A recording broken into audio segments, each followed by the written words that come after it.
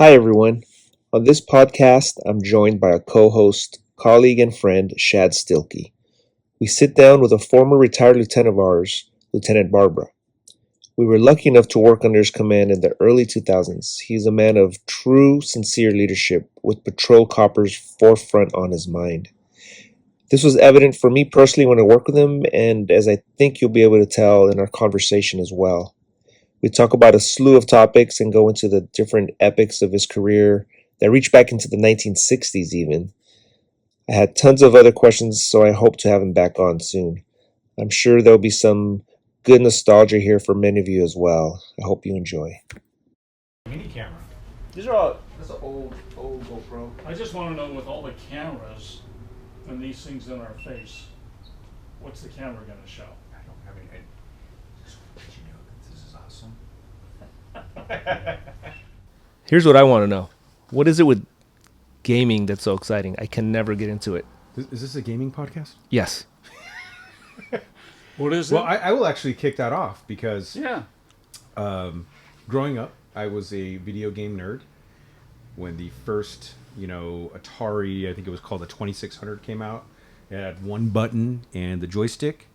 And that's kind of my fascination with all of that, and played whatever game, Space Invaders and whatever games they had. But fast forward several years later, and here we are. I'm a police officer now, and we are work at the workplace. Ooh, put his boomstick right in my face.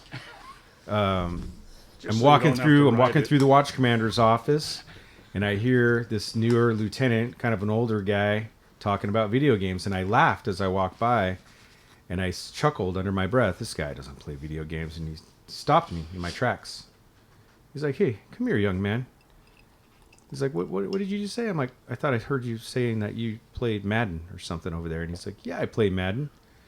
And I laughed. I'm like, "This old guy doesn't play video games. He's probably just trying to blend in with his peeps." You know what I mean? I've been playing in a Madden league with this guy ever since. How long ago was that? It's been a long time. That was a long time ago. So that's how we became friends, believe it or not. Yeah. It was a video game. I mean, I worked for him. He was a lieutenant when I was a P2. And actually, I think I might have been a P3 already, but... No, you were P2. Was I? And just started talking about video games, and that was it. Yeah, because I haven't heard, when people retire, you almost kind of forget about them. Honestly, it's like, Yeah. oh, yeah, how's he doing or she doing? And he mentioned you guys are always gaming, and I'm like, Yeah. Yeah. Yeah. It's a stress relief, man. It's just one of those, it's- cops need some sort of activity outside. so what game do you guys that's play? friendly. It's primarily the football, like Football, sports. Madden. Yeah, we got into sports hockey games. there for a while. We played a lot of games. Yeah, we did. We played hockey. We don't play any basketball. It's the competitive nature We of don't us. play basketball. Basketball's not on my No. repertoire Hockey, at all. baseball, a little bit Yeah. of baseball. So do you guys Mostly do you Madden. guys have gamer chairs at home just for you? No, I It's just... just Mine has stitched with your massagers name. built into it. But I do have a headset and all that stuff so that you can hear and we can yeah. talk. We actually can talk to each other online, even though we're miles and miles apart, but we can talk and discuss games. I've and seen that on YouTube. I'm not a gamer, but I see them from different parts of the world talking it's talking actually trash. been It's been changed fun. significantly over the years. It is It definitely really has. much more popular. Technology is much better. And there's people that make money just playing it. There are actually pro gamers out there. Yeah, that's crazy. They get paid well for playing. People pay just to watch some people. So Oh yeah. LT, the gaming you do now compared to the very first video game you ever played. What do you want to know? like the difference? no, what was the first video game you ever played? I don't even remember, but I had, you'll like this. There was Mattel, there was Atari and all the others, but Mattel made a game called Intellivision. And it was a Mattel gaming device, just like Atari and all the others. But Sega. Mattel finally came out with their own, and they had a bunch of different things. And they were very, not very great done. I mean, they were very primal, really. And so ultimately, gaming progressed and things got better. And now you can look at some of these games and you can recognize the person. Oh yeah, there's no question. It looks real. Like the players, you mean? Yeah. Yes. You People actually, will walk in the room and go, "I didn't know they had a live game on today." I'm like, "It's not. It's a video game." That's as trippy. a matter of fact, the graphics are so good today, like in Madden football, Yeah. that if it was on your TV and it was playing, like you can let it run by itself, and you were to walk by and not, stand there and stare at it, but to walk by, you would actually think it's a real You just game. think it's a game that's real playing. game. Yeah. It actually looks intense. like a real game. I connected my old NES Nintendo, and just the nostalgia was amazing. Just playing. Those like, are incredibly valuable right now. They are. yeah, we have about You should have if you have it, 40 you could probably get games, some- and it all works. My brother has the Oh. the Rob the Robot. Well, Actually, when I first made lieutenant and went to Wilshire, do you remember Justin Scott, Sergeant Scott? Yeah, I do. He and I used to take our Code 7 time and play On a handheld. Madden on the The PSP. Was Yeah, that one? yeah. PSP. on the PSP, which is a PlayStation, the little The handheld miniature version. handheld gaming device. so what you said? It's a Mattel game that was on TV. No, Mattel was a console. You hook Oh, it to your the- TV. before and you could play Atari. games on. Oh, yeah. After. No, I think After it was Atari. after yeah. Atari. Atari. Well, they had the Atari computer was- first. It was like right. Pong and very, very basic. Like a line going across the string, the screen where you stop a ball Yeah. from falling and all that. And then it got Right. a little more advanced. Yeah. And then And you you could can play control almost like it a and- tennis. It was Yeah. almost like a tennis match, but it would ricochet. You could bounce it off and Yeah. and angle it and stuff And like then that. then they started coming out with And the then- consoles. Then and they that's when it started got coming with crazy. consoles and making. Then they started making games that had some challenge to it, and events you would have to Pitfall was work my through favorite game. and- Sounds When that- when sounds that whole familiar. Situation when all those new games start, Pitfall was like the coolest game to play at that time. And television. of course, the big one for after a long time was one called, and I didn't play it, was Zelda. Yeah, Zelda became a big game, and I did that. It progressed along all the way through the game genre. Were you always a gamer? Always, and nonstop that just kept playing? I've been a gamer a good portion of my life. I'd say probably when gaming started, I started playing games, and I have ever since. And I enjoy it. That was- I mean, I play Madden. I play the show, which is baseball, Major League Baseball. I play Call of Duty, which is combat war games. It's What actually pretty what cool. game were you playing on your probationary year, on the job? On the that- job? That didn't exist that long ago. It didn't. No, it didn't exist. Really? Right? No. Dude, Is he this a started joke? his career in 1968, bro. Yeah. You're a cop in the '60s? I started three. Sorry, I don't know if that You was gotta mean. introduce him now. I started March 24th, 1968 was my first day on the job. on probation, like on the streets. No, Oh, that, academy. was my That first was the day that I started academy the days. Oh, but academy. you were on the streets in '68. Yes, I graduated August 9th, 1968. Holy! Isn't that insane? Yeah. When were the Okay, Watch riots? The Watts riots were in August of 1965. However, now you wanted to ask me before we got on here, what was my first day like? Yeah, you have a very On the job. interesting story about your first Okay. day on the job. Right. Out of the academy, first day, it was Southeast Division, if I'm not mistaken. Harbor. Oh, it's Harbor. Harbor Division. Harbor Division. That's right. Yeah, I graduated August 9th, and I was assigned to Harbor Division. We got that notification like 2 weeks before we got out of the academy. They told us where we were going to go. So I got assigned to Harbor. I lived in San Pedro at the time, and so I was going to Harbor, and my first day to go to work was going to be August 11th, and I was going to graveyards, or morning watch as they called it, or whatever you want to call it. But I was going to morning watch, and morning watch at that time in Harbor started at 12:15 or 00:15 now, if we were to do it. But back then it was 12:15 Because it was a.m. 8-hour Until shifts. 8. Right, Yeah, there were 8-hour 8-hour shifts. shifts. Yeah. So roll call started at 12:15. We'd get done with roll call, hit the street at 1 o'clock. So my very first night, if you're working, if I was like my very first night to work was supposed to be Sunday, Yeah. August 11th, because I graduated on the 9th. August 10th I had off because it was Saturday, and then my first day was going to be August 11th. So because it started at 12:15, and I was brand new, and I didn't know what to do, so I went to work early. I got there probably around 10:30, quarter to 11 at night, and I walked in with carrying stuff.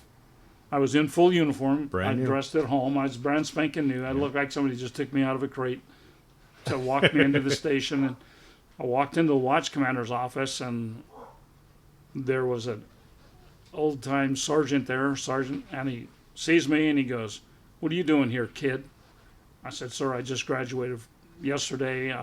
Officer Barbara, I'm supposed to work morning watch, and I just came early because I don't have a locker, and I just wanted to get here on time and be here on time, and just great. kind of. I'm nervous for you station. already. I'm putting I myself don't know where there to go, sir. back Can in you the just point me day. in the right direction? That's basically We're all it. lost, little puppies, when we walk into the Right. station So the he first time. said, "Oh, okay." Goes over to this cabinet that was on the wall, opens it up, takes out a lever action 30-30 rifle, a John Wayne lever action. It's something we've never 30-30 even rifle. seen. Right. I've never seen one Like of those. that. Except for the one you see in the movie Only where on it's got the television. lever. Yeah, Yeah. only on television. He hands him that to me, hands me a box of ammunition, and he hands me a handheld radio. And he said, get your helmet, put the black cover on, and go on the roof. You're the roof detail. This is day one. This is my first couple minutes. I'm in this station. And I said, okay, sir. And he goes, well, go do it. So I said, oh, okay. How do I get to the roof? And he goes, come here. So he takes me out in the hallway. He says, go down the hallway. See the opening down there? Yes. Just before there is a stairwell. Go up the stairwell, make a left, go all the way down to the end of the hallway. You'll see some double doors. Push one of those doors open, you'll be on the roof. I said, okay. I said, is there anything I need to do special while I'm on the roof? And he goes, yeah, if anything comes towards the station that doesn't look right, shoot it. Wow. And you got to realize I was 25 years old, and I'm thinking, What's going if on? something doesn't look Yeah. right coming towards the station, I can shoot it. Is that my decision to make on whether Yeah. I don't think it looks right, or do I have to have some parameters that tells me what I should be shooting at that doesn't, or what should I be looking for that doesn't look right? Right. But so I never got an answer to that. I just got told, go up there, and if it's coming towards the station, it doesn't look right, shoot it. And at the time, Harbor Station was actually a quarter mile off the road. It took a quarter mile to get to the So station. it's pretty obvious if something was coming up the road. Yeah, if you saw something weird, and but the Harbor Freeway, which was the 55 at the time, now it's the 110, goes right by Harbor Station, and it used to end right as you pass Harbor Station. It would It dump, would dump right there. yeah. So I said, okay. So I was on the roof for about, I don't know, a long time. On the handheld radio, he says, oh, by the way, if we need you, you're the roof detail. That's all you have to listen for on this radio. I said, yes, sir. So I was up there in about, I don't know, maybe an hour, hour and a half. And all I heard, roof detail. That's me. That's me. Yeah, roof detail. And he goes, stand by, we got a couple people coming up there, and then you come down to the watch commander's office. Yes, sir. A couple minutes later, here comes two guys one guy's in a suit, and the guy's wearing a shirt and a tie and slacks. And I'm assuming they're probably detectives, Yeah. which I was right, they were. And the one knew my dad. He goes, what's your name, officer? And I said, Nick Barbara. And he goes, I know your dad. I said, Your dad was on the job as well? no, my dad was in a merchant marine. Oh. They grew up together. That's And so he goes, I know your dad. And the other guy goes, yeah, I know your dad too. And I go, oh, okay. So now we all know each other, kind of a thing. And they go, so they're talking to me, and they said, you got to go downstairs to the watch commander's office. So I said, okay. And while we're talking, I noticed they're looking past me, like, kind of dipping and looking around behind me. And I'm like, so I kind of looked behind me like, am I missing something that Yeah. they're seeing? Because I'm supposed to be paying attention to what's going on up here. And I said, is there something wrong? And the older detective goes, where's our chairs? I'll be right back, sir. That's it. And that's exactly what I said. Okay, sir, I'll be right back. Now I had to go find some chairs because they said, you don't expect us to stand up here all night long, do you? So I went and found some chairs, brought them some chairs, went down to the watch commander's office. At that time, did you not know, like, was there a physical threat, or what was the purpose of you being up there at the time? I No didn't- idea. I had Just no guard idea. the roof. Just go up on the roof and shoot something. And that you comes- still don't know to this day, because I was thinking it's from the Watch Riots, but it's like I 4 did years, know. 3 years later, Because right? here's what's interesting. Remember what I told you? Watch Riots happened in August of '65. So it's The 3 years first prior. day was August 11th. I was Got it. going to So work it's the for anniversary. August So 11th, it's like the third the anniversary of the Watch anniversary. Riot. Got it. So when I get back down to the watch commander's office, the watch commander says, "Hey, son," he says, "do you have extra ammo and stuff?" I said, "Yeah, in my pouches I do, sir." And he goes, "No, the extra ammo you're supposed to carry with you in your..." I said, "Yes, I do." And he goes, "Okay." He says, "Get all your extra ammo, put it in your left pocket, and take as much ammo as you have, put it in your left pocket." And he goes, "There's a riot going on, son, and you're going to it." Well, it was pretty eye-opening. So- My first day. When you're just backpedal just for a moment, because I think that it's difficult to understand why you would be putting ammunition in your pocket. Who the hell puts ammunition in their pockets? Do you put ammunition in- Loose ammo? Yeah, Yeah, loose ammo. Just So why is Are you on the range? I'm not that old, but I know why. no. Because that's the reloading. You're reloading revolvers. Right. You just grab your ammo out of your yeah. pocket and you're just Yep. tossing it in the revolver. That's exactly why. Because, we had revolvers, only 6 shots, and so we had drop pouches at the Isn't that time, something? and Oh, the man. drop pouches allegedly would hold 6 in each pouch, but if you knew somebody, you figured out you could stuff maybe 8 or 9 in each pouch, and so that was your spare ammo that you had.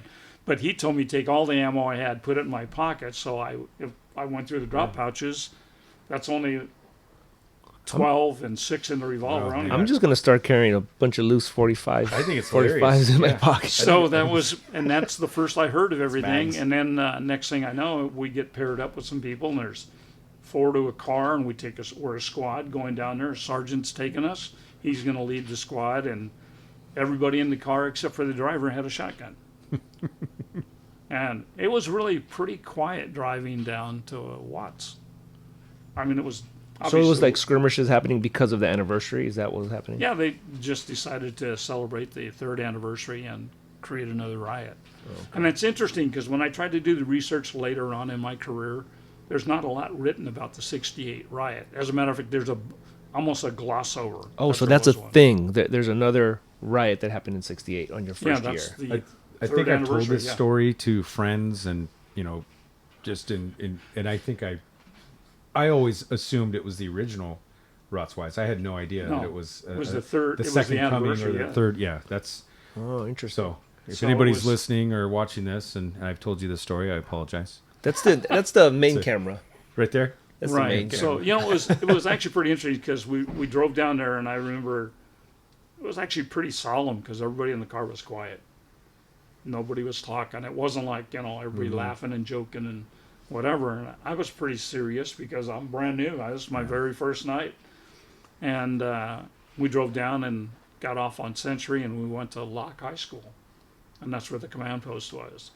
So we went down to Locke High School, and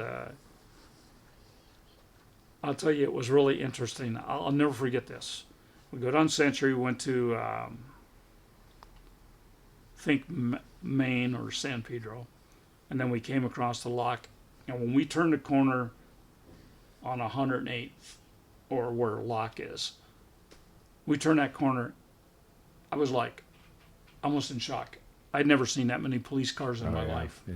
The police cars were just Okay, lined- that's pizza. yeah. I'm listening. Pause I for love a this. second. Or No, just keep no, going, no, keep keep going. going. Okay. Yeah. But the police cars were lined up like they were angle parked to the curb, and there were hundreds of police Yeah, cars. That's amazing. And I'd never seen that many policemen in my life That's in a one cool place. sight. That is a cool sight. There were hundreds of police officers there, hundreds. And so the sergeant says, "Okay, you guys stand by the car, and I'll go and check in and let them know we're here, Yeah. and wait to see what kind of assignment we get." It's such a cool story. But it was really actually, But, the story so got even more exciting as you have boring the evening went on. first days, Yeah. introductory, walk around the station. Here's what we're expecting of you. Why don't you show me how to do Right. an inspection of the car? You just get thrust right into it.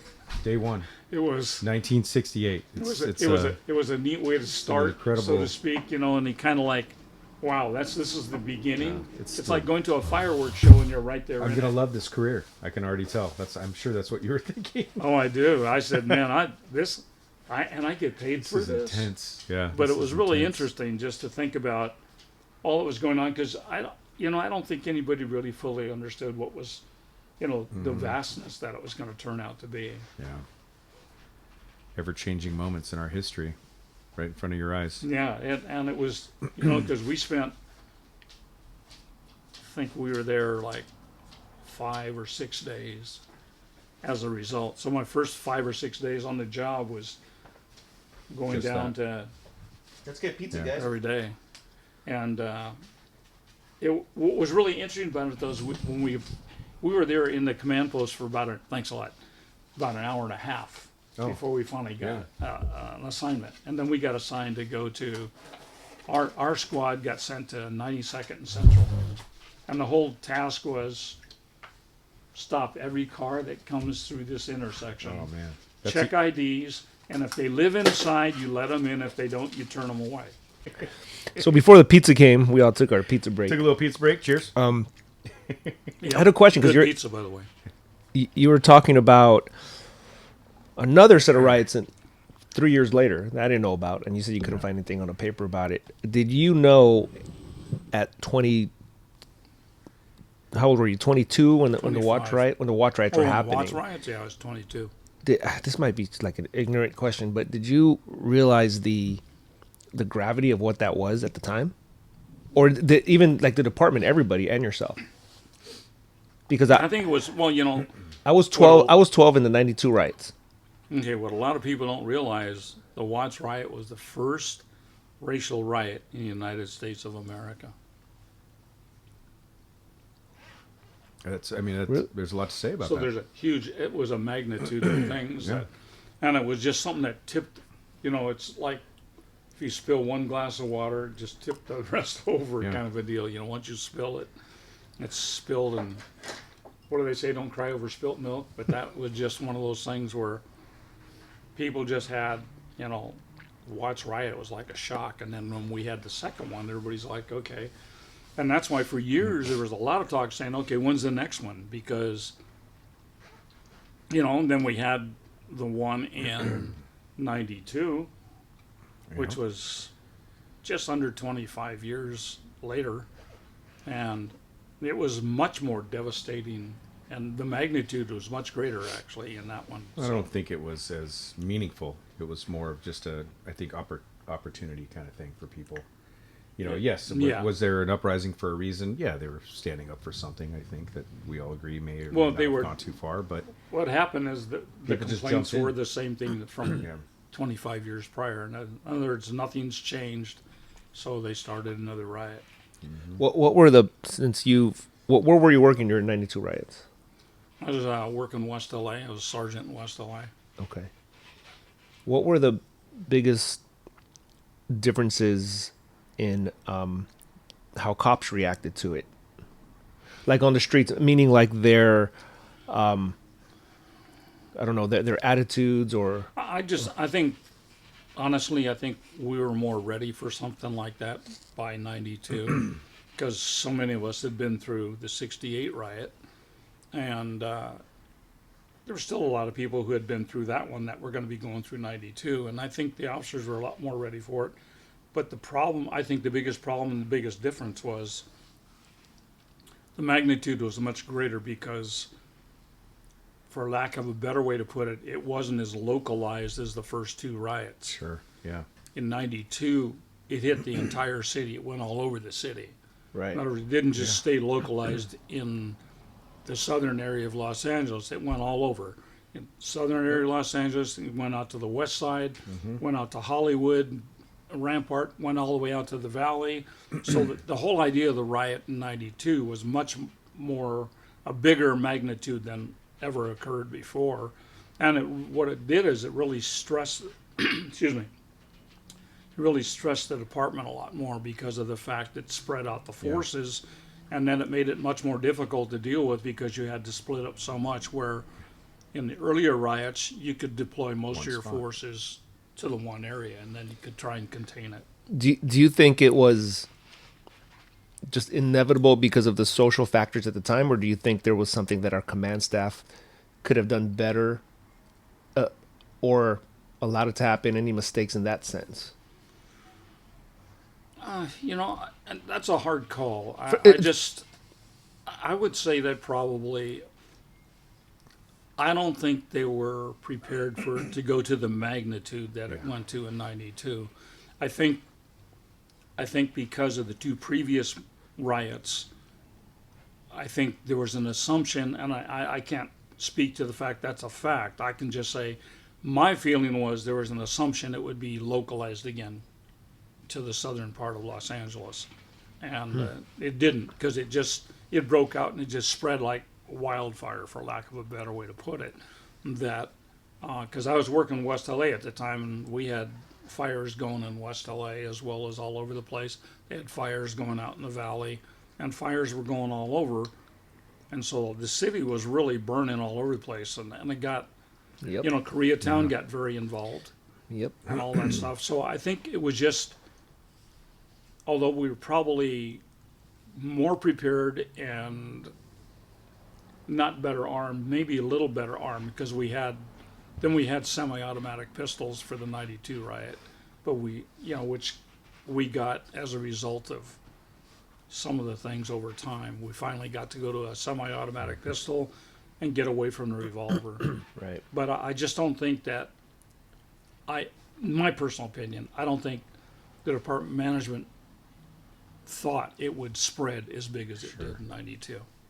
Interesting. It happened so quickly. I don't know how you could think it's going to keep going. It was just like wildfire. I mean, Yeah. it was I almost live- like once it went off, and boom, it moved. I live about in the same city I grew up in. It's about 40, 50 miles from the center of Los Angeles, and it was going off over there. It was far. It extended into the depths of all the suburbs. It was crazy. Yeah, because it happened. It spread out. I mean, it was something, for lack of a better way you go, it's like it just caught fire, and it just kept going. And it took, I think, a lot longer to quell that riot. And I think the '92 riot, Gates was on his way out. I mean, I love Chief Gates. I thought Chief Gates was probably the best police chief we ever had. But I think Parker was a good police chief too, and Gates was schooled under Parker. When you came on, it was Parker. No, when I came on, it was Tom Redden. Tom Redden was the chief, and then after Tom Redden, in my career, I served for a total of 6 permanent chiefs and 7 interim chiefs. Who remembers that kind of stuff? I can't even tell you my short career. How many? Maybe, let's see, 3, maybe 3 and 3. I'd have to do that math later. It was just, it was like, that's a lot of chiefs. That's a lot of chiefs. So your first 2 years on, and it's trippy to say you're a cop in the '60s. I know. I don't know if that's legendary. I don't know if that's like offensive for very me to many of say, these but guys it's alive it's anymore. it's pretty Hey, cool. Just for the record, what was your serial number, sir? For the LAPD guys out there? 13892. 1-3. Is that nuts? Yeah. He was just on the cusp of having 4 digits. Yeah. It's Not too many away.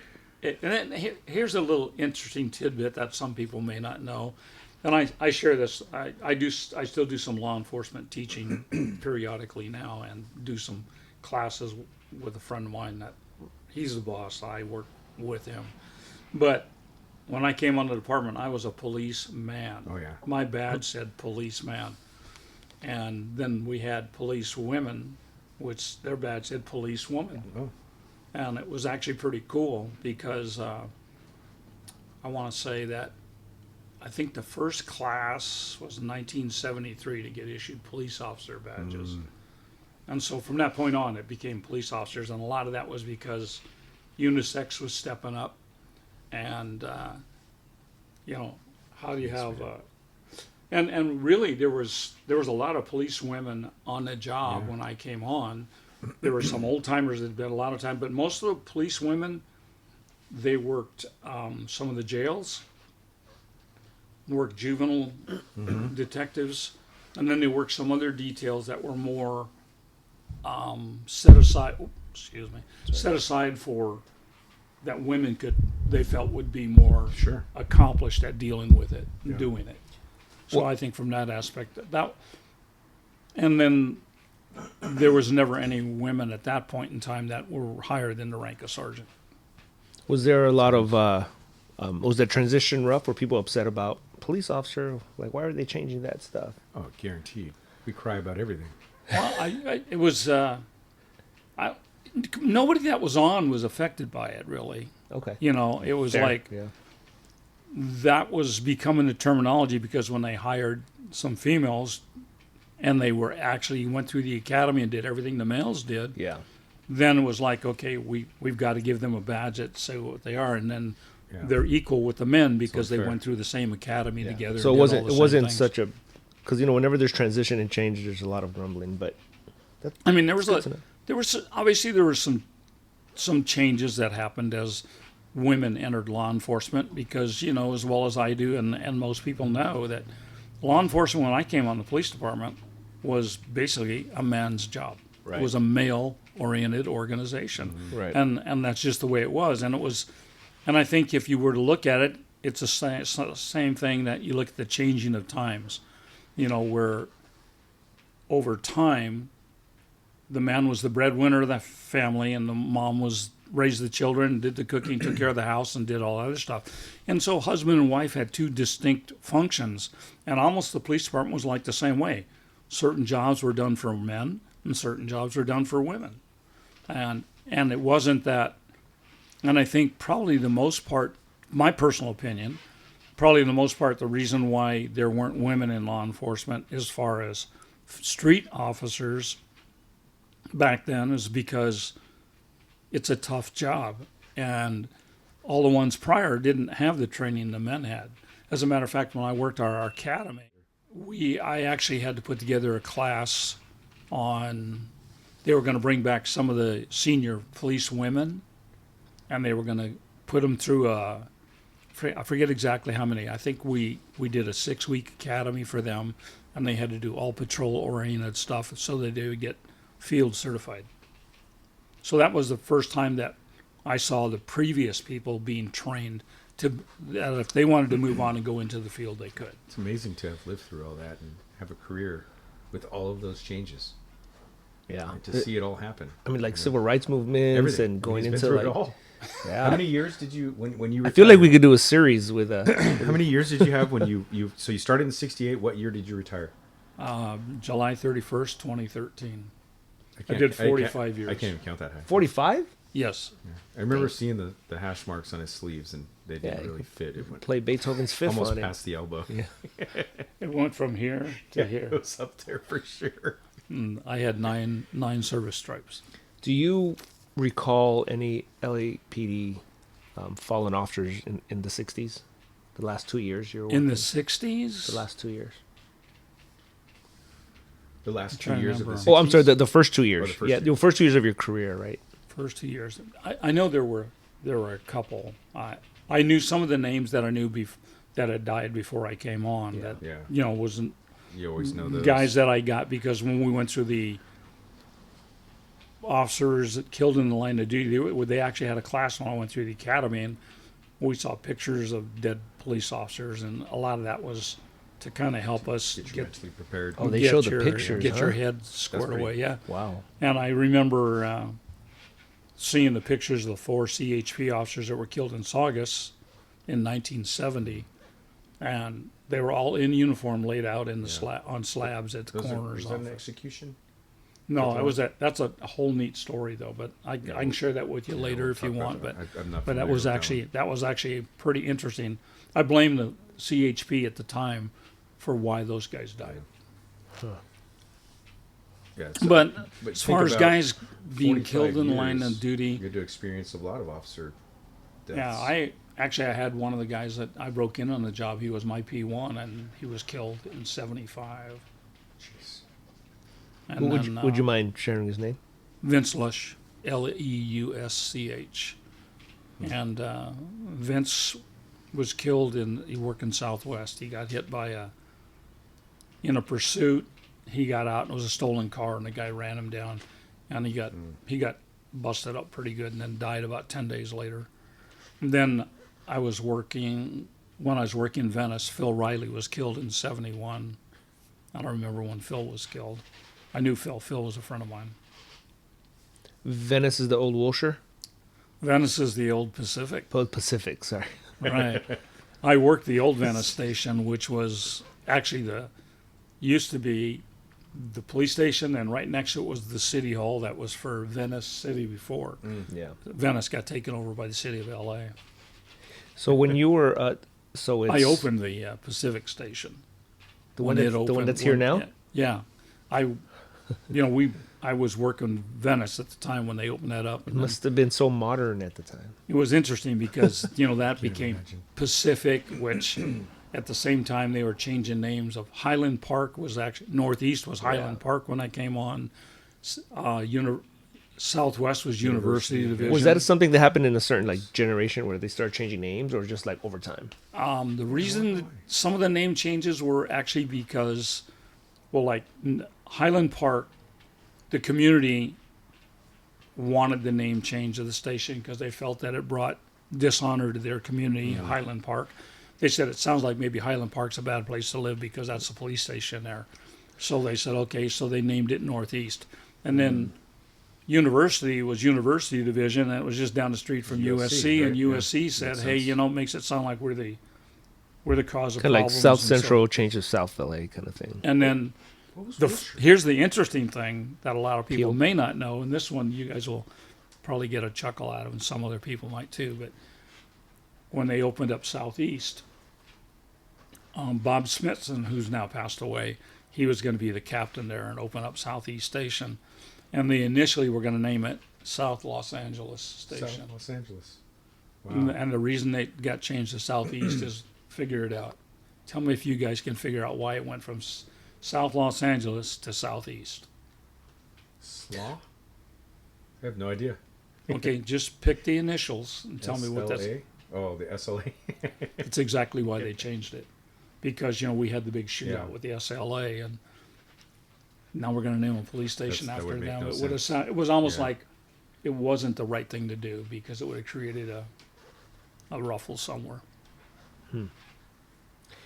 When you mentioned your friend who passed away in 1971, you would have been a police officer for 3 years at Yes. that point. When that happened,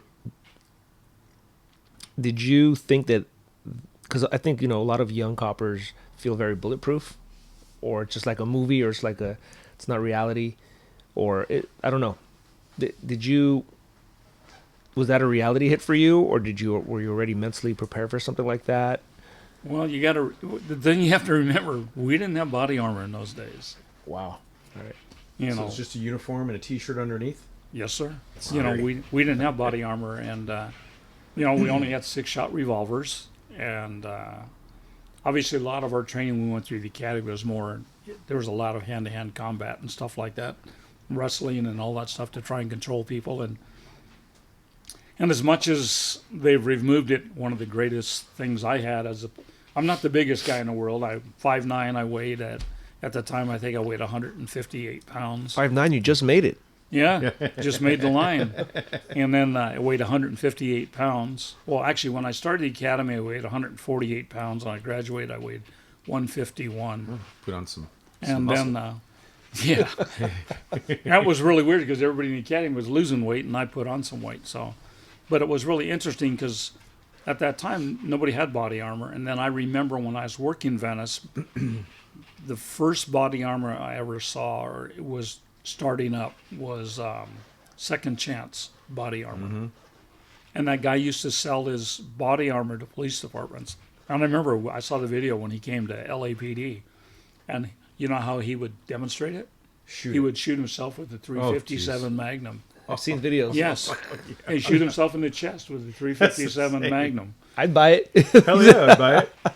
And so it was Oh my called gosh. Second Chance. Yeah. But it was like wearing a Great sandwich board underneath your uniform. Yeah. So I ultimately got one of those, Yeah. but they were really expensive and they were thick. Yeah. And so nuts. and It's like a knight in the Crusades. Yeah. it really was Putting on thick, your armor and it was underneath. uncomfortable because it was square.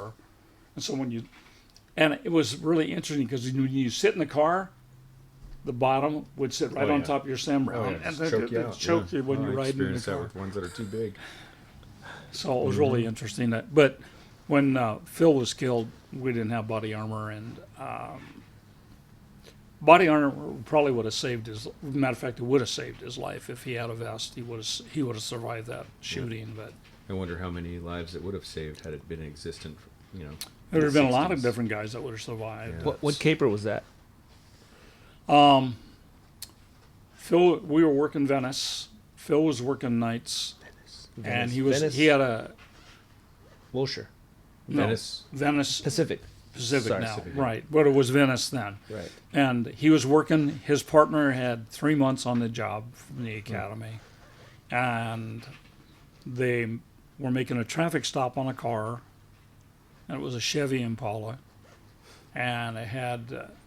The reason they were stopping it is it had expired tabs on the plates. Simple infraction. And so they pulled it over on Pacific Avenue, and they were heading southbound on Pacific Avenue, and just south of Venice Boulevard South, they were pulling it over. And as they got out and started to make the approach, the car took off. So they jumped back in the car and they went in pursuit.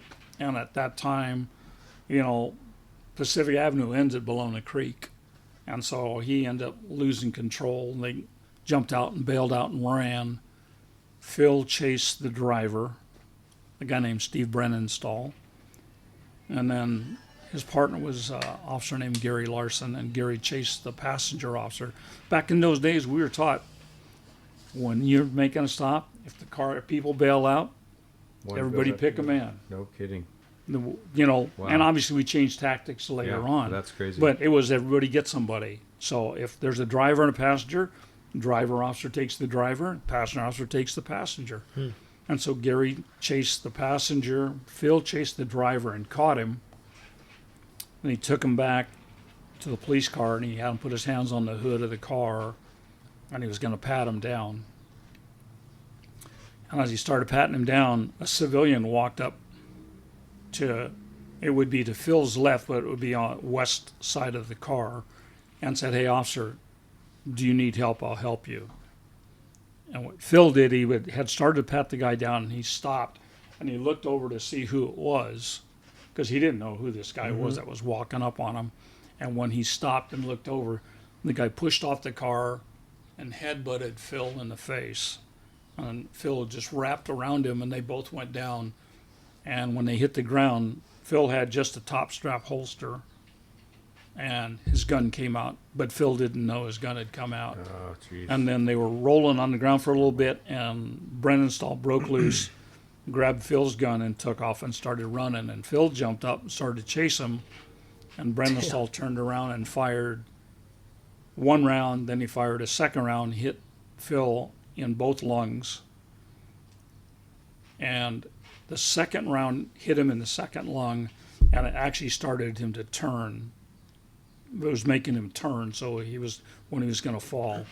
And then the guy ran about 3 more steps, turned around and fired a third shot, and that hit Phil through the side and went all the way across, traversed the whole width of his body.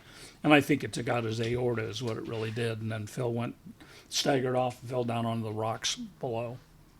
And then just as that happened, some of the units that were responding to the pursuit were coming down Pacific, and the suspect, Brennanstall, ran over and carjacked a car, a Mercedes, from a couple who was parked at the end there overlooking Bologna Creek. There was like a little area, and he carjacked that car, and when he took off, they said, "Hey, that's that guy, he stole our car." And then they got in pursuit and chased him all the way to, ended up getting all the way up to the 10 freeway, and then he got off at Western Avenue, and the car got disabled, and he had shot at the police. And then he ran into a subterranean garage of an apartment building there, and had a shot at crazy some caper. more officers taking him, and then he ran out of ammo, threw the gun down, and And he gave up. surrendered. That's horrifying. Thanks for sharing But- that. But it was really it was hard on everybody because Your memory is so vivid of every. I mean, It was pretty really intense. I it feel was- like I was kind of there. It was really hard. I was off that night. I'd worked that day, but I was off that night, and I heard about it, and I couldn't hold it together. But Yeah, that's tough. so then SIS and all those people got involved because we got a name on number 2, and then everybody was hunting for that guy. And the next day, I think SIS picked him up in Hermosa or Redondo, somewhere down there, got him, and he got taken into custody. But Brennan Stahl got tried and convicted and was sentenced to life, I think, Died in in prison, prison. And probably. he died several years ago, not too long ago, but several years ago, he died of it doesn't make me feel bad, he died of an overdose. Oh, He got a hot load of heroin and jeez. died. I know you find that hard to believe Yeah. that in prison there would be They have drugs, drugs and in stuff, prison? but yeah. So that's the story about Phil. Yeah, you were young. You're 3 years in. Yeah. Did that ever make you doubt being a police officer? Did that make you motivate you to work harder, work differently? It motivated me more Yeah. to work harder, be more careful, Right. to pay more attention to whoever I'm dealing with, Oh yeah. and especially just because of the way it happened. One of the things I was going to mention, and I didn't get in there, but is, one of the favorite things they taught us chokeholds when I went through the academy, and there was 2 ways we choke people, and I personally preferred the carotid choke, because the carotid was I looked at it from the standpoint of, I'm not a big person, and I'm going to deal with some pretty big people out there, but I knew if I could get to their neck, I was going to win the fight. And to me, the carotid was great because I don't care what the guy was on. If you shut off the carotid, that guy's going out. Incapacitates them pretty quickly. And that way you get him to the ground, roll him over, cuff him, fight's over. It's interesting. There now, if we breathe on the neck, it becomes a major issue. And then I hear a lot of professionals who fight, and they say that taught appropriately could probably save a lot of lives if we were able to use that. So it's interesting. Like I said, it all went down the tube when there was a big uprising, about 16 black males. I don't remember if they were all black males, but they were black. I'm pretty sure all of them, and who died as a result of chokeholds. But I look at it from the standpoint of that. I don't think the public or anybody really understands chokeholds as they are and how they're taught. And I would venture, this is personal opinion, I would venture a guess that most of those people died as a result of fighting while being choked. And one of the things that in the training was to drive the person to the ground. When you get a choke, you were to spin them, get the choke, and drive them straight to the ground. That way they would go to a sitting position, and then you'd have more control over them. But if anybody really understands, it's hard to explain when you're just talking about it. But if you have people that are fighting, you spin somebody, you get a choke hold on them to a neck. And in a fight, you're not going to always be perfectly straight up and down. So sometimes you'll get like a pyramid effect. And then now if you're driving this guy down, you're going to create a bigger press on the back of the head because you're bending the body, and the head can only go so far. And I think some of those people actually died as a result of, just the way the choke happened. And had they not fought, they probably wouldn't have died. And many of them that died had drugs on board, and so that had another portion of the play. But there was a tremendous amount of public pressure and influential people who pressed real hard, and they end up outlawing It choking. didn't change that long ago, right? When I was in the academy, they were teaching us. Yeah, we had the carotid restraint. Yeah. But Their see, upper like body control then they went holds. to like they did away with chokes Well, the arm bar was in your era. Well, actually, Right. yeah, oh yeah. Or the. I didn't like we called Where it you the go bar straight arm. I didn't across. like the bar arm because it Is that goes what's right. the bar It arm? goes That's right what- across yeah, the yeah, throat. right across the. And the actually, the trach. question is yes. Yeah. And You're what it supposed to does just is cut off the blood on the side, That's right? the carotid. well, that's carotid. That's- Carotid that's- hits that's carotid the elbow arteries. triangle. Right. Yep. Yeah. And so The other when, one was when you just look the at bar, just a well, what it straight is, arm you right go there. straight across and you actually suffocate the Yeah. person unconscious because you hit the windpipe, and you shut the windpipe down. They can't breathe. They pass out. And to me, I mean, for people may not understand this, but a carotid chokehold is relatively safe because all you're doing is shutting off blood to the brain. And as soon as that happens, the person goes out, and they're out, and they bounce back pretty quick. They will come back pretty quick.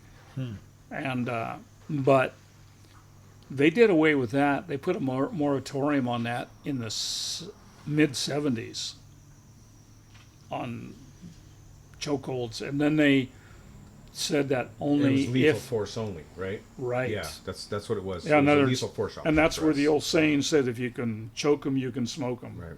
Or if you can smoke them, you can choke them. Have you heard that and one? Everybody, No, that It's was the but same it level make of force. it makes Yeah. sense. It makes Yeah. it says sense. if you can smoke them, you can choke Those- them. And everybody's saying, well, why would I? If I could shoot somebody, why would I want to try and get in and wrestle and fight this guy and try and choke him out? Well, if you find yourself in that position, it's Right. nice, Bragging rights. So, but the whole thing is, Just kidding. you know, to me, the whole thing was, I felt more comfortable with chokeholds because I felt my size compared to a bigger person.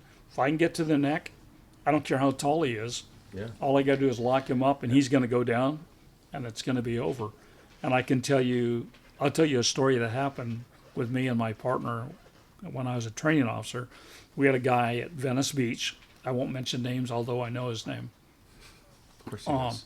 He was 6'8", 285 pounds, It's a little guy. and he was drunk and high, 285. and so he was going to end up going to jail. I gave him a choice to leave or go to jail, and he opted not to leave. So you can pick what option he picked.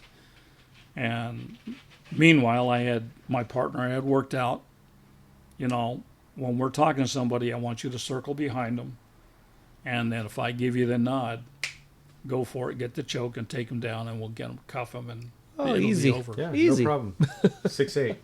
So he actually had to step on the back of the guy's Yes. right calf to get to his Oh my gosh. to get to the chokehold, and he actually choked him out. We handcuffed him, and when he woke up, he goes, "What happened?" Yeah. You're going to jail. That's what happened. Interesting. that's exactly We go what a lot of happened. different places with these talks about chokeholds. It's very interesting. So just looking back, you were a young cop in the 70s during the disco era. On your days off, were you wearing bell bottoms? Yes. And do you have know photo? what? And do you have pictures to share? You know, I the first time I saw, well, you guys called them bell bottoms, we called them flares, Oh no. and that's what they were called. And the reason, the first time I ever saw them, Sorry, There's we don't have a professional studio here, so. but what was really interesting is they were called flares, and I first saw them when I was in Honolulu on a vacation, and my cousins were wearing, and there's my cousin's future husband, he had flares on there, and they were like, looked Oh like wow. they were huge, you know. They called them flares, and they were big flared out pants. I don't think you've answered the question yet. If you wore them on your days off. ultimately, it was almost all you could buy. Ultimately, and I did, but I wasn't like some of these. I mean, if you go back to weren't the hippie era, overpowering, yeah. well, if you go to the hippie era and they had all the flowered Yeah, pants yeah, and of all the weird course. stuff, I didn't get that. I had like, if I bought flares because I didn't have a lot of options, then I bought corduroy flares, and it would be just like so classy. light brown and maybe a charcoal gray Yes. or a dark blue. Were you a good dancer in the 70s, sir? You know, I would like to think I was a decent dancer in that time, but I don't know. The 70s, just for me, I just I think bet like, the women were lining up for him. yeah, I'll bet you. good times. Pretty funny. Oh my God, with the experience you have, we could have a bunch of podcasts and just like Oh, there's eras. so many. Yeah. It That's why I love talking to him it'd all be. the time. Oh, I know. I have a permanent headset for him. It's my Nick headset. It'd be cool to hear the difference of being a cop in the 70s and the 80s. The difference of being a cop in the 70s. and However you 80s. want to explain, like Yeah. whatever piece of that you want to explain. There's There's no some major It changes. was a very actually- open-ended question. Actually, it was it was different because society had taken some big turns. Law enforcement had taken some big turns, and there was a lot more emphasis on complaints and stuff like that. And I made sergeant August 1st of '76, and then I was a sergeant for 19 years, 26 years. I was a sergeant, and I saw a lot of changes. But my thing in there, the most important thing to me was, although things were changing in the department, my concern was for the people that I worked with, the people that I supervised, and all the officers that I supervised. My biggest and most important thing was making sure their welfare was in good shape. In other words, that they were being taken care of, that things were being looked at in the right way for them. I handled her. I've done tons of complaints, hundreds of complaints, and there is a technique to doing complaints, and there's ways to do them, and I like to think I did pretty good. I was pretty good at doing them, and I was pretty good at getting where I needed to go. So the 80s was a lot of just everyone's getting complaints, and A lot of complaints. 70s was a little more freer, or 70s were winding down, you might say, because of all the transitioning that was going on, and with the doing away with chokeholds and doing away with certain things and this, and then ultimately we didn't go to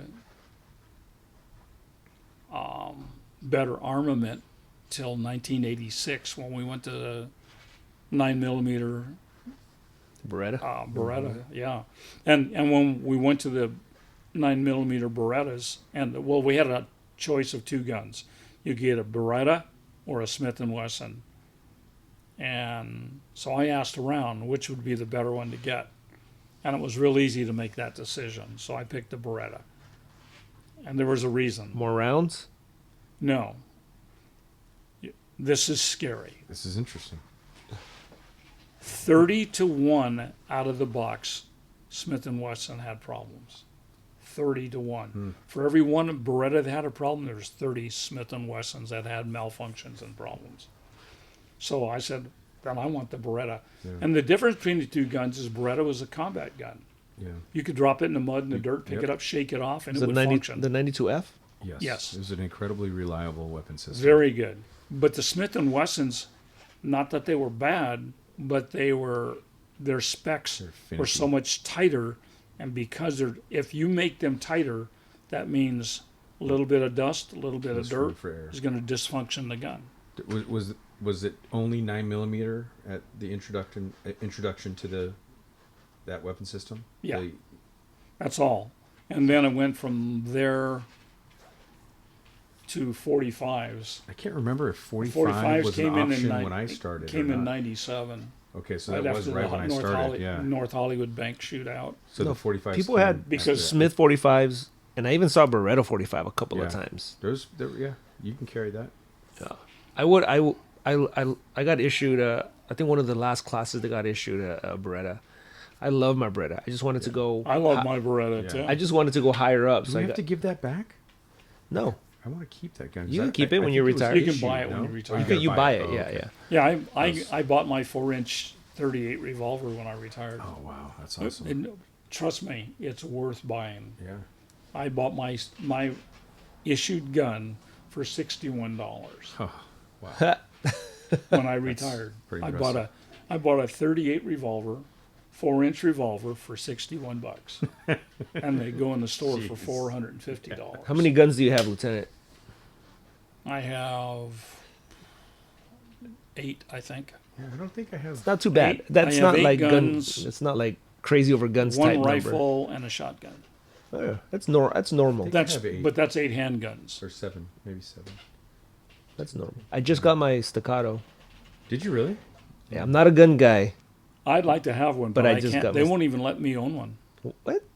You have to be active law enforcement in California to have a staccato. Maybe I should buy one then. I'm serious. Wow. I just read it the other day. It's a little out of my price range. California, there was some, it was on Facebook. There was something I just read the other day on Facebook saying that this guy was selling staccatos, and if you want one, here's the requirements. You have to be this, this, and this. And it said right in there that it had to be law enforcement only. But except for everybody else can buy them too, but not in California. You have to be law Right. Yeah. enforcement. California is different. All right. You've been telling war stories all day, sir. I think it's time for Shad and I to share a war story with you. We have All more right. stories? Well, I'll share one. All right. All right. I was in a specialized unit. I don't know if I should say her name. I think she's okay with it. Don't say names. Okay. Yeah. So I was a specialized unit with a certain partner. It was the robbery enforcement detail in Wilshire. And we just focused on all robberies, Western Corridor. We took the whole puppy from PIR to everything, Right. with a little guidance from the detectives, but they loved the fact that we took all of it. So the UFC hadn't blown up yet, but I was watching UFC since UFC 1, Yeah. right? 1996. So it was we had this suspect in the Wilshire holding tank was just as big as this balcony. Oh, yeah. Right? It was Right, really right, small, and it was right. right in front of the watch commander's office. Absolutely. I Both might of them remember were. this, There was, actually. there was So- two there. This he's not a happy camper that he's there, but he's a bad person, right? We took him in there, and we took the handcuffs off, and he was just ready to fight, right? So I remember saying, "Oh, UFC, I'm gonna knock him out. He's gonna punch me," and I wanted, people get knocked out in the UFC, Right. right? And they just like, you see them knock out, and I'm Yeah. like, I'm gonna do that because he's gonna hurt me. I couldn't do it. Whether either I'm weak or I didn't know the reality of It had no impact. and then my That's what I was partner, my partner was getting, Pummeled. bless her heart, she kept getting thrown, but she kept coming back. saying. Yeah. And then it was me. This guy was big, and I couldn't. We can't do chokeholds, sir. So anyway, I couldn't take him out like my daydream. It was just more of a machismo. Like I want to knock him out, but I'm like, okay, I'm getting tired. Was this the guy that went to his knees and prayed? Nope, that's Okay. a different one. Oh. That was already Olympic. So, and then you know who my hero was? You know who came and saved us? I couldn't even tell you. Lieutenant Barber. He came in calm. He was with the rover, and he just kind of grabbed the guy and then like sat on him, and just like, you guys all right? And the guy's still fighting while he's Yeah. sitting on him. You guys all right? All right. Hey, He's broadcasting. something. Yeah. Can you get not even a backup or anything? And then it's like, oh, thanks, sir. And I'm like a young popo, and then you were older, gray hairs, and I'm like, oh man, I just got this guy Just schooled me. Yeah. That Oh, was that's great. that just stays in my head. I'm like, all right, I got to be more calm. I can't just panic. Obviously you're young. That's funny. It was the most calm, cool, and collected like reaction for somebody when I'm like very little time on, and I'm just like, And you're freaked like out. I'm fighting. exhausted. Yeah, it was interesting. That's that energy. That's experience. That's experience.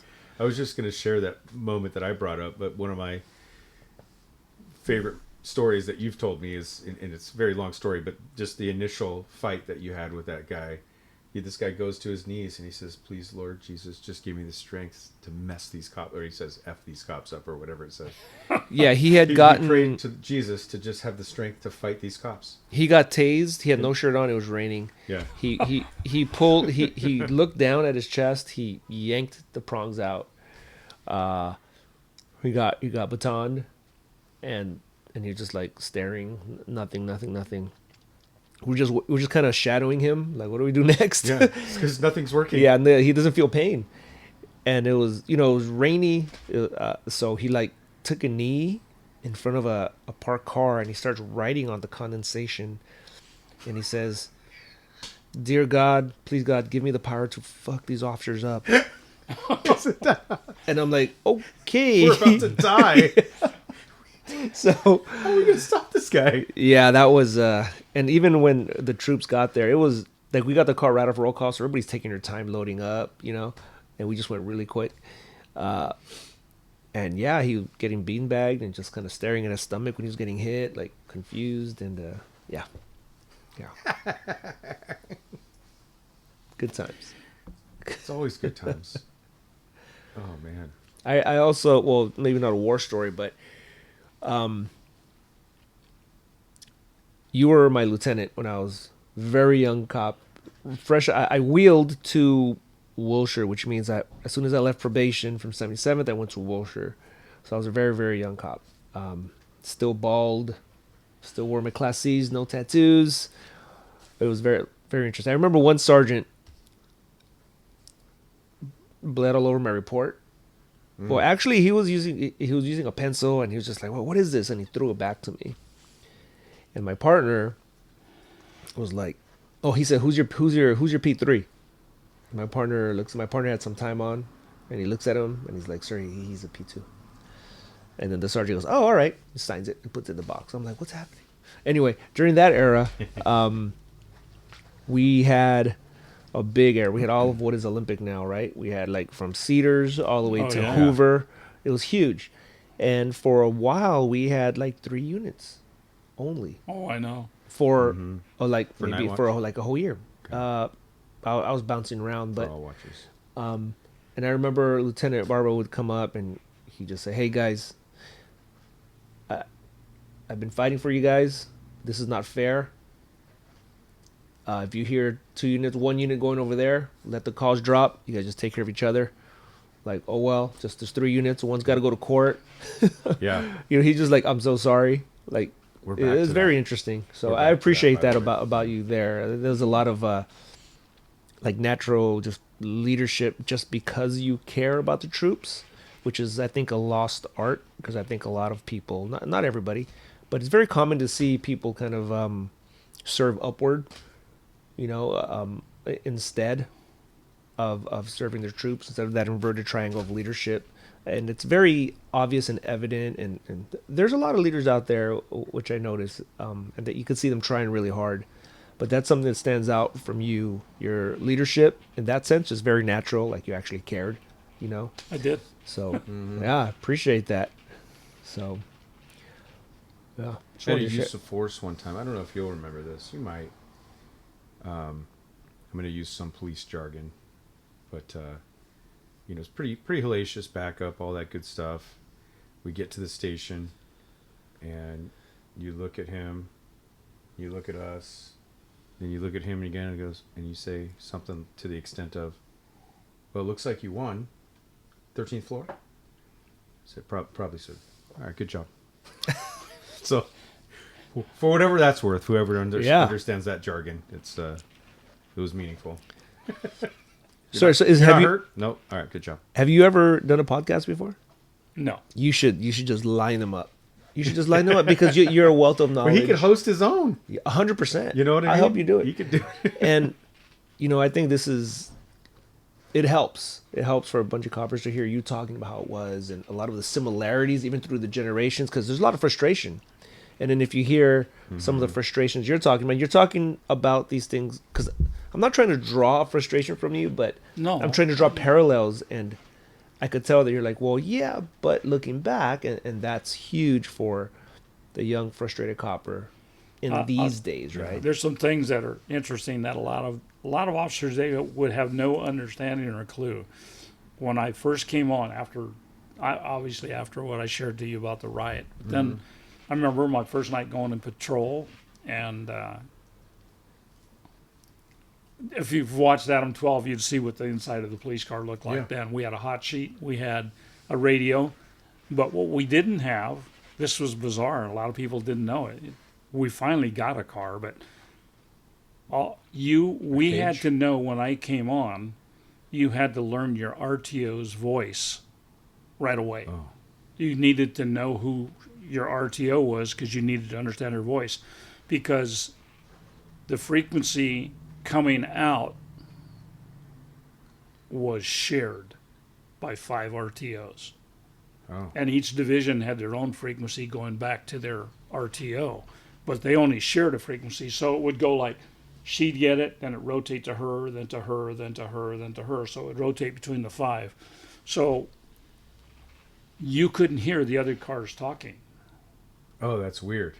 We didn't have what we called them cheaters. So if I'm working like Adam 12 and you're Adam 15 or whatever, you couldn't hear when I said, hey, I've got a stolen vehicle, I'm following. You would not hear me. Nope. You would have to wait for her to relay it back out. Yes. Oh, that's kind of a time delay. It's a huge time delay. Wow. So, but then I remember the night we got a car, and the first car we had a cheater, because I remember getting in the car and you hear the other officer talk. Look in the car, and there was 2 speakers in the package tray in the back. Oh. One was her, and the other was, you could hear the other Jeez. units. So it was like, this is great. Yeah. It was like a huge jump. But when you think about it, people didn't realize that in that era, we had to know our RTO's voice, because if she is talking, you can't talk, because then you're stepping on each other. So you had to know her voice. So now if she's not talking, then you could talk to her, because she's now just listening. Yeah. And so it was interesting to figure that out, that you had to realize if she's talking, you can't talk. And what I liked about, I call them RTOs, now they call them PSRs, but the RTOs were amazing because their job was very difficult. And because their job was so difficult, I had a tremendous amount of respect for them. And one thing I always used to tell people, and as a sergeant, I was very protective of the RTOs. If I had a guy, and I had a guy when I was working 77th as a sergeant, who was very rude to the RTOs. And I said, have him meet me at my location. And I schooled him. I said, hey, look, knock it off. Don't give her a hard time. Treat her like you would treat everybody else. You can't believe what she has to do. I says, and if you do it again, I'm going to send you downtown, and I'm going to send you communications, and I'm going to make you plug in and listen to what she has to listen to. Sure. You're going to get a 4-hour stint in communications. That sounds fun. And he goes, you can't do that. I said, these 3 stripes on my sleeve say I can and I will. If you treat her that way, you're going to go down to communications. So he did it again. So he got sent. I asked him to meet me at the station. Yeah. So he met me at the station. I said, your partner's going to work the desk for 4 hours because of you, and you're going to communications, you're going to plug in for 4 hours. Oh my gosh. And he goes, you can't do that. I said, these 3 stripes say I can, so that's what you're going to do. I said, now, I hope you learn something from this, because if you ever do it again, you're going to spend an entire shift at communications. They're definitely underrated, RTOs. Yeah. Oh, And he doubt. did it They're again, amazing. and I sent him down for a full shift. No way. Really? Yeah. But because here's the thing. If you don't realize she's your lifeline, then you're being a fool. Because she's the one who can hear. And I used to tell people this. You treat her rotten, you'll get the missing child. You'll get the stinky dead body. You'll get the denied code 7. I have When they had no code doubt 7. that they have the ability to do that. Oh, they did do it. Yeah. And I know that. Yeah. So my whole thing was have respect for them because they have a tough job. And this guy that I'm talking about that I did that to, he would run a plate and then expect her to give her an answer right away, which is another thing that you guys probably don't know. You'll love this. I think you will. Okay, when I came on the job, the system was set up. It was really interesting. If I ran a plate, And you could only do it verbally over the air, right? correct. Yeah. So we had to run the plate over the air, but here's how it happens. So it goes to the RTO. She writes it down on a slip. She puts it up on the top tray. The dispatcher, one of the dispatchers, who's a police officer, he takes it, goes over, puts it in a pneumatic tube. It goes to No R way. and I. This is like straight out of the Oh yeah. 20s. It goes to R. It goes to R and I, to the teletype. In one of those air tubes? Yes. So it goes there, and it goes to the teletype machine. The gal that oh, by the way, you used to have to buy booking numbers from one local phone number downtown. Oh my In god. other words, you couldn't get a booking number in your station. You had to call downtown to get DR numbers and booking numbers. So anyhow, I would go to her. She would turn around, type a teletype to Sacramento. Holy cow. And that was 24 hours a day? Yes. This doesn't sound very Wow. efficient. This So sounds time consuming. So she would send that off to Sacramento, and then she'd go back to doing what she's doing, and all she'd get ding, ding, ding. The teletype machine would come on, and she'd get a printout, and they'd say no want. And the worst thing in the world to do for her was if you said, I want a want and DMV. Oh, Because now it goes to Sacramento, and And they got to DOJ. pull they got to look for stolens, and then they've got to pull the DMV to give all the info. And then it took a little longer. Another thing is... so when you say it's longer, how much time are we talking? Like 5 minutes, 10 yeah, minutes? at least 5 to 10 minutes. That's a long time. Okay, so if you're Following a you car, ready? yeah. If you're following a stolen, you ready? You're 3 cities away now. Yeah, you're in another division. Holy cow! Here's something else. Oh. This will get you. You'll like this too. Okay, I'm working This in is the Nick Elcar. broadcast. I was working at Elcar in Harbor. And Elcar's a one-man unit. And I see this car, and I see 3 guys in it, and I go, they look like a good shake. Let me stop them and see what they're up to. So I pull them over, stop them, get their IDs, and they're a little hinky, but they're not, they're not real thrilled about being stopped. But they're a little nervous, a little hinky. So back in those days, I'd have to ask for the frequency, and you could run up to 5 people at one time. If you had 10 people to run, you had to run Do it 5, twice. then take a Okay. break, and then do 5. So I said, I had to ask for the frequency. She put the frequency on a standby, and then I ran all 3 guys. Okay. And then frequency opened back up again. So I had these 3 guys stopped. And then she comes back with, I don't know if I want to put this out there, but she came back with a code that told me somebody was wanted yeah, for a felony. okay. He's still got tactics in him. All right. You understand? Yeah. Give it up. You understand? Yeah, of course. So Could have been on one of my license plates. just so that you would, she told me that one of the guys is a wanted felon. Right. And I went, okay. But the code was put out intentionally to alert me, not them. Mm-hmm. And it was, so I said, okay, can you tell me which one? She goes, stand by, because they automatically sent a backup. As soon as that came Got out, it. she'd say, send another unit to come back me Sure. up, saying I have a felony, stop. And so I said, can you tell me at least which one it is? Can you tell me 1, 2, or 3? Who am I chasing? That's So I'd I be know which thinking, one to yeah. chase when they start running. Right. And she said, stand by till your backup gets there. I was in Harbor, I was in San Pedro. My backup was coming from Wilmington. Oh man.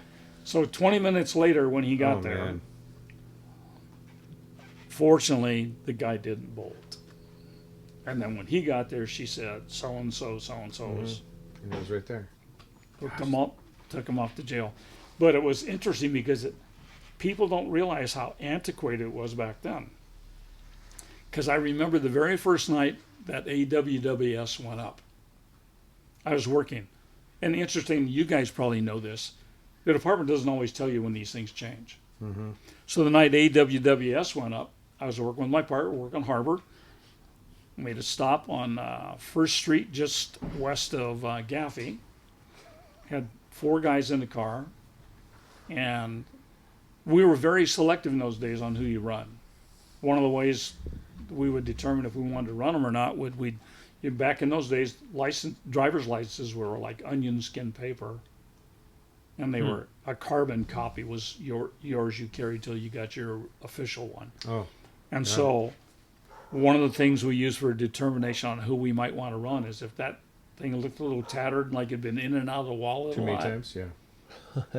Maybe he's been stopped a Yeah. lot, and somebody's been looking at the those license. little nuances are very interesting. And so that's that's how I would gauge. If I looked at this guy's license and it looked pristine, brand new, like he just got it, and he's had it for 2 years, well, it's not been in and out of the wallet a lot. But if I have another guy's and his looks like he's had it for 20 years, I might want to run this guy. Yeah. It looks like he's been, Been jammed up quite a few times. yeah.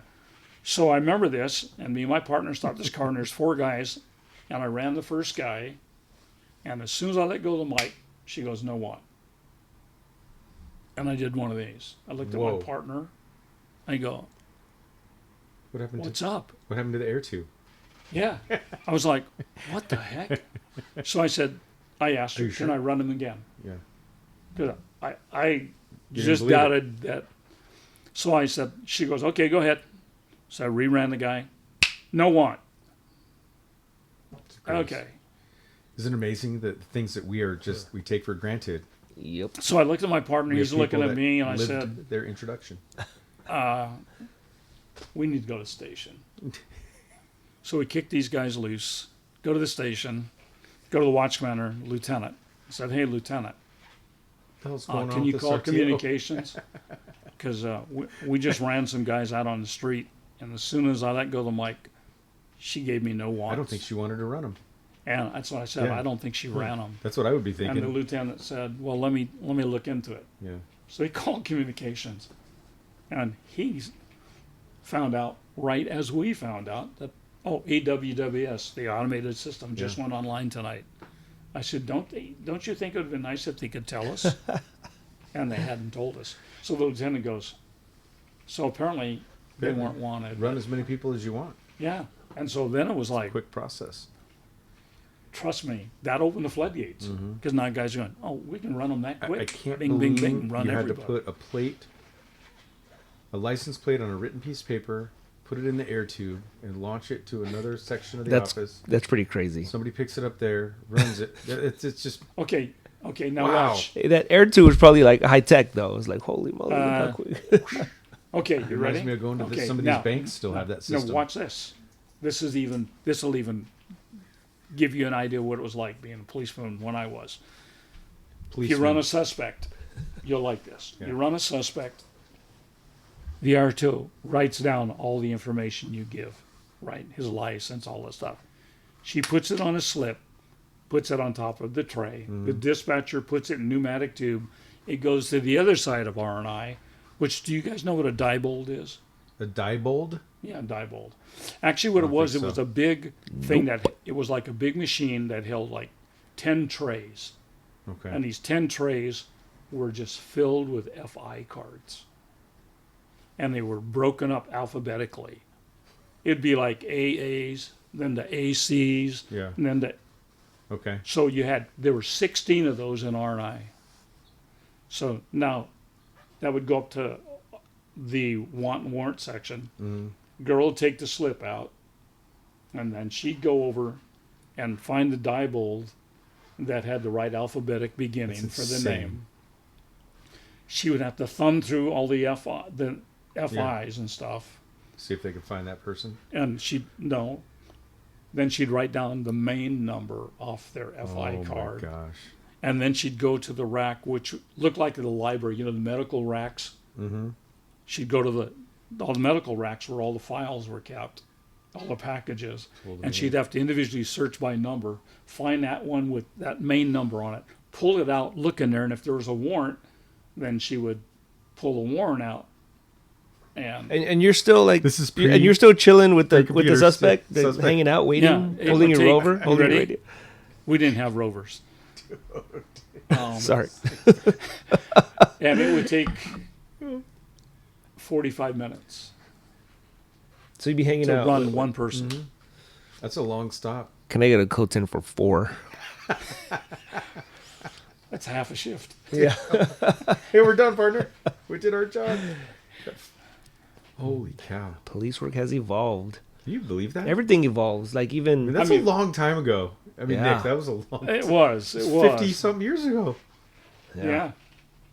In computer age, everything's changed. we could It's just amazing. keep talking Technology. I know. forever. I mean, it'd be cool to like if you'd be willing to come back and just like have like focus on topics. Yeah, just bring in I'd some be willing to coppers do and- that. That'd yeah. be fun. That I think that'd be amazing. That'd be cool. We could do a podcast from Bonello's. Is that the number 2 best pizza ever? I don't know. Oh. Actually, the number one. We have a mutual friend that their family owns it, and that's where actually you guys met there, right? Yeah. Nice. And it's in Torrance. So, no, there's so much things in law enforcement that I was fortunate to be able to transition all the way through all the different things, and it was really neat because Cops hate change. We hate change. oh yeah, I'll tell you, and it was transition's hard. never Some of it easy, was yeah. some of it was hard to adjust to, and I mean, police work isn't done the same anymore. I mean, when I first came on, when you made a traffic stop, one of the other units would just roll by to make sure everything was good. And like me, I've worked at Harbor. There was 2 cars that worked San Pedro.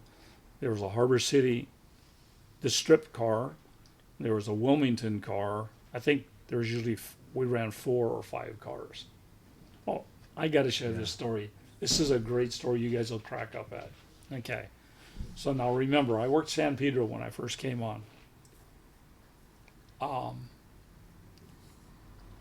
Back in that day, we actually would get radio calls on illegally parked cars.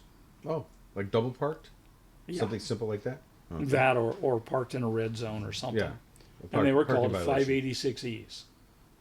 So we got a 586E call at 4:30 in the morning on Paseo del Mar, which is the last street in San How the Pedro. hell does he remember every street that he's ever been on each call? I'm just listening. They're all just life-changing moments? Before they go over into the Pacific Ocean, Paseo del Mar. Yeah. So we go out there and it's 4:30 in the morning. Me and my partner, we pull up, get up and go and door knock the house. Porch light was on. Lady answers the door and she goes, "Oh, thank you for coming. Oh, yeah, ma'am. What can we do for you?" Well, see that car there, and you know the slopes on the driveways. Well, this car was parked to where its bumper was at the bottom of the slope. I mean, I could have drove an 18-wheeler in and out of that driveway all day long. Might even be able to drive one in sideways if I did it the right way. But anyhow, she says, that car is blocking the driveway and my husband has to go to work. And so, can you guys just move There's it? always one. Can you guys just move it? I said, no, ma'am, we can't do that.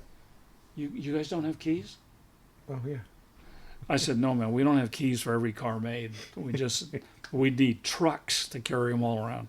She goes, oh, well, can you guys then just push it Bump out of the it way with your car? with your car? And I said, no, we can't do that either. She goes, why not? I said, well, because if it's in park, we could screw up the transmission. They'd sue us and sue the city. She goes, oh, well, I'm sorry. She goes, I said, well, there is something we can do. She goes, what's that? And I said, well, we can write it a parking ticket because technically that is a violation. I said, we can write it a parking ticket and we can have it towed. She goes, oh. She says, is that going to cost a lot of money? I said, about $100. She goes, oh, I don't want to cost anybody any money. I just wanted to move it so my husband would be able to get in and out easier. And I said, well, that's all we can do. And then all of a sudden she does one of these. She does a double take, and I notice she's looking right at my badge. She goes, oh my God, I'm really sorry. I said, what's that, ma'am? She goes, I could have waited for the San Pedro police because our badge says Los Angeles Police on it. And she didn't know that San Pedro is the city of Los Angeles. Yeah. And she goes, I could have waited for them. I said, ma'am, it's okay. We do this all the time. If we get busy, we come down here when they're busy. They come up when we're busy and they help us out. We do it back and forth. It's not a big problem. She goes, oh, okay. Did you guys have to come all the way from Los Angeles? I said, yes. Yeah, it's far. So that was actually, I'll never forget that. Because she was so apologetic. She was so sorry that she caused this problem. And we said, not a big deal, ma'am. It's okay. It's a big city. Very big. Anyhow. Like it. We go tell war stories all day. So thanks for your time. I'm going to wind it down a little bit here. I actually want to do what I've done the past few times, do like some rapid fire questions. Okay, here we go. Yeah, But before we go there, so rapid fire means no long answers, quick, boom, boom, boom. right? Yeah. Love it. Okay. Okay. All right. For him. Yeah. Not for me, right? No, Okay, thank God. you're still on the job. As I get older, my They're wit not that is bad. almost gone. All right. All right. If you could repeat 1 year on patrol, what year would you go back to? If I could compete 45 years. I'd probably go back to 1971. 71. What one leadership trait can change the culture of the LAPD for the better? What one leadership trait could change? Care about your people. How many pursuits have you been on, and how many have gotten away? I've lost. I've probably been on 30 pursuits and lost probably maybe 5. Wow. That's probably average. For the loss. You can only choose one video game to play for an eternity. Oh. What game do you choose? Madden. It has to be football. It brings us all together. Did you say buddy. Madden? Yes. As a lifelong police officer, what is the meaning of life? Get through life with caring about other people and making sure you're safe, your family's safe, and the people you care about are safe. It's brilliant. Thanks for coming out here, sir. Appreciate it. Thanks, Nick. Thank That was you. fun, bud. That was fun. I don't even need to record this. I just do this over a beer and hanging out shooting it. Off. I hope it was worth